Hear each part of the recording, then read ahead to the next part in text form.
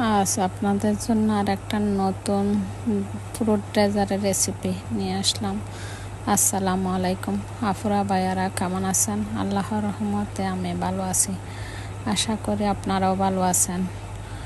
আজ প্যাকেট ফালুদা দিয়ে fruit ডেজার্টটা ready করব।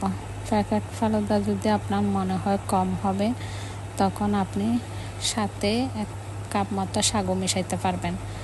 আমি 1 গ্লাস ফুটন্ত গরম পানিতে একবারে সাগু দিয়ে 15 মিনিট ফুটানোর পর সাগুগুলো একটা ঝুড়িতে ঢেলে নিয়ে আলাদা করে রেখে দিলাম। তারপর জেলিগুলা গোলানোর জন্য 1 গ্লাস ফুটন্ত গরম পানি নিয়ে 2 চা চামচ স্ট্রবেরি জেলি, 1 চা চামচ আগার আগার পাউডার দিয়ে ভালো করে গুলে এক সেট করে রেখে দিলাম।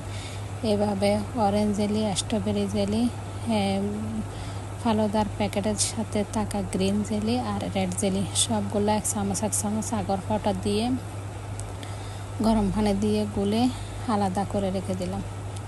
তারপর ডেক্সিতে গরম 1 কেজি মতো দুধ দিয়ে ভালো করে নেড়ে ফুটানোর পর প্যাকেট ফালুদাগুলো ঢেলে দিলাম।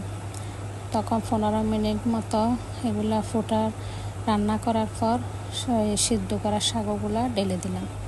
ঢেলে দিয়ে ভালো করে নেড়ে বলক আসলে এক সেট করে রেখে দিলাম ঠান্ডা হওয়ার জন্য।